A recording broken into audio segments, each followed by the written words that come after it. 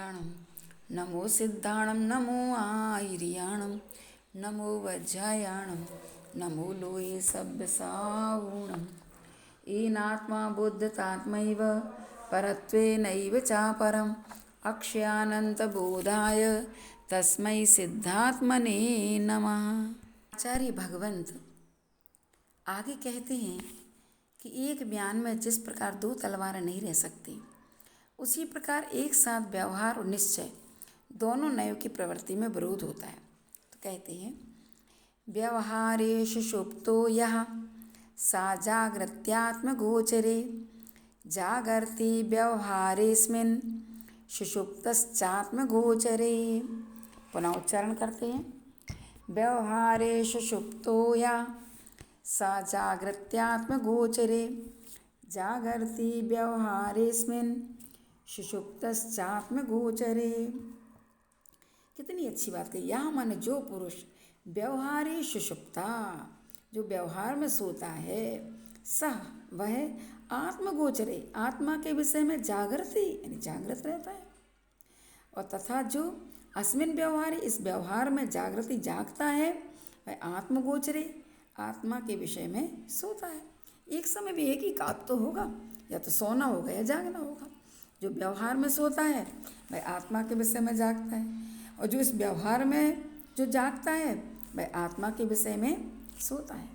देखो, व्यवहार तो द्वंद्वात्मक होता है।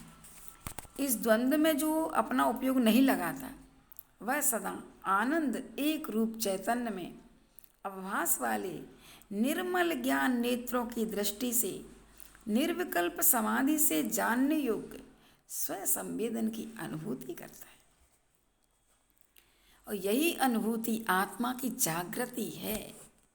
यानी व्यवहार से हटकर के बाहर से हटकर के भीतर चला जाता है। और इसके विपरीत जो अध्यात्म से दूर करने वाले ऐसे व्यवहार में जागता है वह आत्मा के विषय से दूर हो जाता है। क्योंकि तुम बाहर प्रवृत्ति कर रहे हो तो उस समय आत्मा का कहाँ ख्याल, और जब बाहर से हट गए तो अपने भीतर पहुँच जाते हैं। तो यहाँ ये विशेष है कि व्यवहार लौकिक और अलौकिक के भेद से दो प्रकार का है। उसमें यह लौकिक व्यवहार तो योगियों के लिए विधेय है ही नहीं, वो तो त्यागने योग्य है, क्योंकि वह राग आदि का कारण होता है और अनेक विकल्पों को उत्पन्न करने वाला होता है।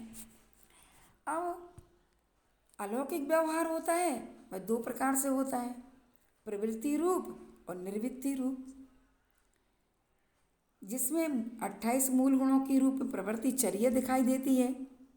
षट आवश्यकों का पालन कर रहे हैं, अपने से गुणाधिकों की वंदना चल रही है, नमस्कार, खड़े होना, उनके पीछे पीछे चलना, ये प्रवृत्ति अलौकिक व्यवहार में की जाती है। षट आवश्यकों का पालन है, जो 5 समितियों का पालन है, ये सब अलौकिक व्यवहार में। और भेद विज्ञान की भावना, अंतर्जल्प, जाप आदि निर्वृत्ति रूप अलौकिक व्यवहार है। जैसे हम आसन लगा करके बैठ गए, शरीर आत्मा का भिन्न भिन्न चिंतन कर रहे हैं, अपने अंदर जल्प से ही अपन वस्तु तत्व का विचार कर रहे हैं, बोल रहे हैं, कोई जाप कर रहे हैं, कोई मंत्र की आराधना कर रहे हैं। तो ये सब क्या है? निर्वृत्ति रूप व्यवहार है। व्यवहार तो है लेकिन निर्वृत्ति। अब वो निर्वृत्ति नहीं जो निर्विकल्प समाधि रूप, ये व्यवहार में ही निर्वृत्ति रूप हो गया। तो जिस व्यवहार से विकल्पों की वृद्धि अथवा चित्त में व्याकुलता आवे वह व्यवहार तो दूर से ही छोड़ दो, क्योंकि ऐसे व्यवहार में नहीं करना।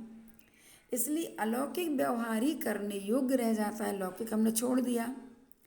अब वह अलौकिक व्यवहार भी निश्चय नय का विरोधी होता है। कैसा?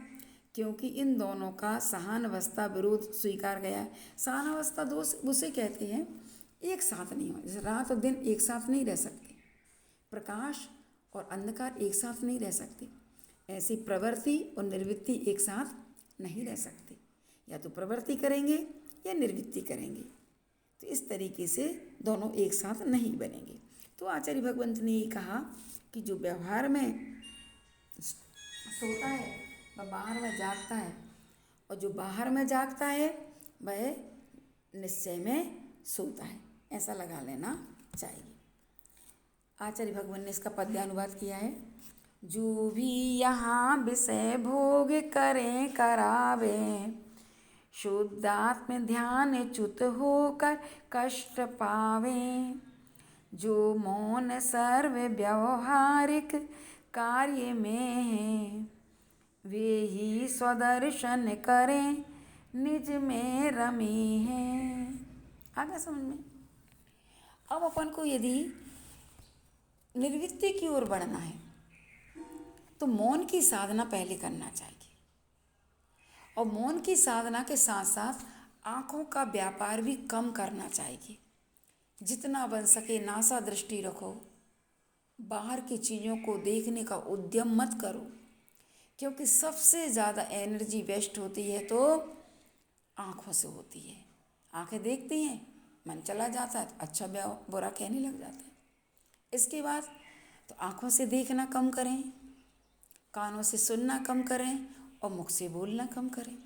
ये 3 इंद्रियाँ यदि हमारी बस में हो गई तो फिर तो हम अंतरंग की इंद्रियों को, मन को तो बहुत जल्दी कंट्रोल कर लेंगे।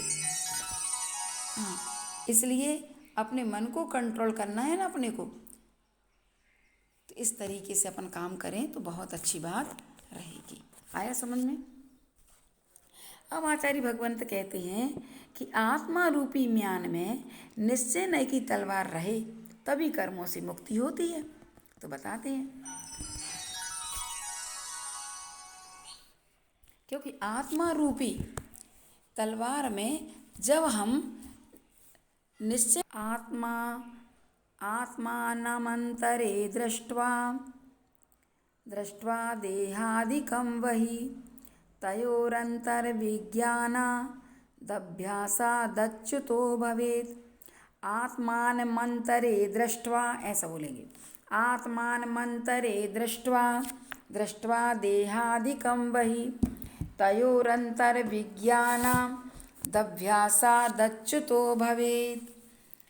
अंतरे, अंतरंग में, आत्म तत्व को दृष्टवा माने देखकर, देहादिकम शरीर आदि को, वही माने बाहर, दृष्टवा माने देखकर, तयो इन दोनों के, अंतर्विज्ञान भेद विज्ञान रूप अभ्यास से मुक्त हो।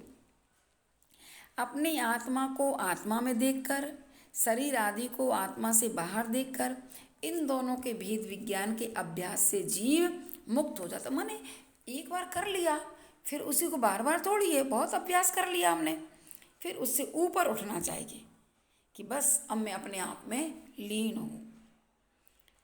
निर्विकल्प स्वसंवेदन लक्षण रूप शुद्ध उपयोग के प्रभाव से तीनों गुप्तियों से युक्त होते हुए इंद्रियां मन से उत्पन्न विकल्पों से रहित स्वसंवेदन प्रत्यक्ष से आत्मस्वरूप को देखकर और शरीर आदि पर द्रव्यों को अपने आत्मस्वरूप से भिन्न अनुभव करके दोनों के भेद विज्ञान के अभ्यास से मुक्त हो जावे। क्योंकि जान लिया, अब बार बार कब तक जानते रहेंगे?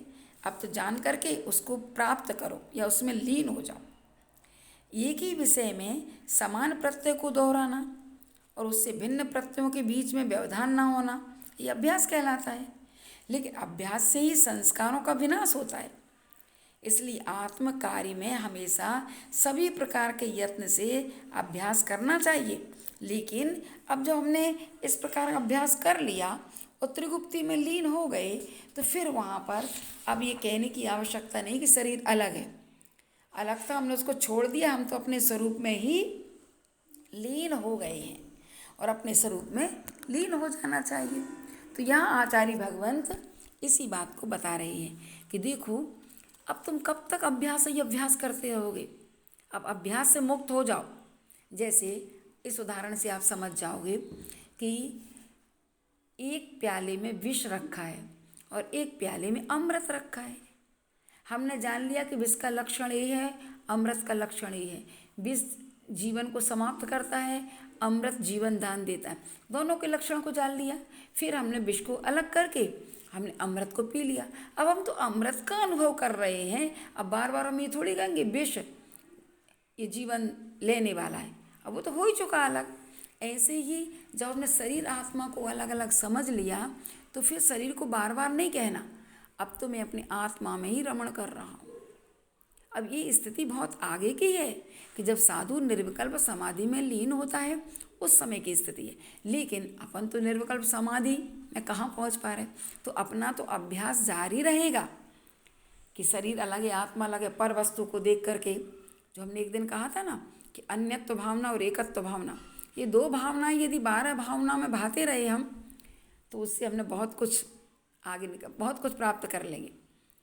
क्योंकि प्रतिपल हम बाहर जाएंगे तो ये चीज़ें मेरी नहीं है, भीतर आएंगे तो ये मैं हूँ ये मैं हूँ ये मैं हूँ, तो अपनी आत्मा के गुण दिखाई देंगे। तो इस तरह का अभ्यास अपन अपनी अवस्था में, और जो ऊपर की अवस्था में पहुँच जाता है वह तो अपने स्वरूप में ही लीन हो जाया करता है।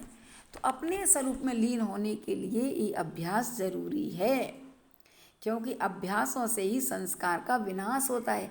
अच्छी अच्छी चीज़ का चिंतन करेंगे, अच्छा ही बोलेंगे, अच्छा ही सोचेंगे, अच्छा ही देखेंगे, अच्छा ही सुनेंगे, अच्छा ही सब कुछ करेंगे, तो हमारी आत्मा में जो बुरे संस्कार होंगे ना, बुरा देखना बुरा सोचना, वो अपने आप चला जाएगा।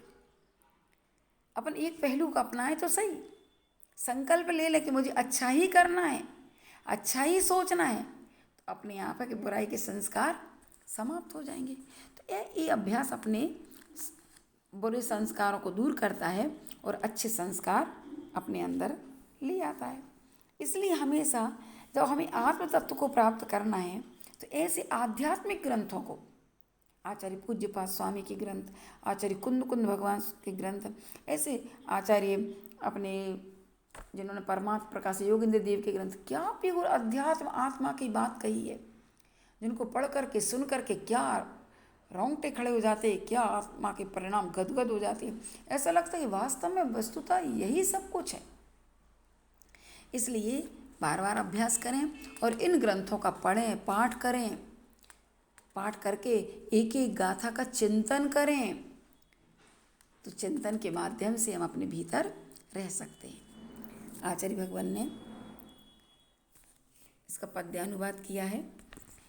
तो देख बाय धन वैभव और अंग, ओ आत्म को निरख के निज अंतरंग, निस्सार जान जड़ को पर ओ अमेध्य, छोड़े उसे बुध सुशीघ्र बने अवेद्य। बुद्धिमान तो बहुत जल्दी छोड़ देता है, ज्ञानी पुरुष ने जान लिया जब जो मेरा नहीं है मैं क्यों उसको अपना मानूं, उसे तुरंत छोड़ देता है।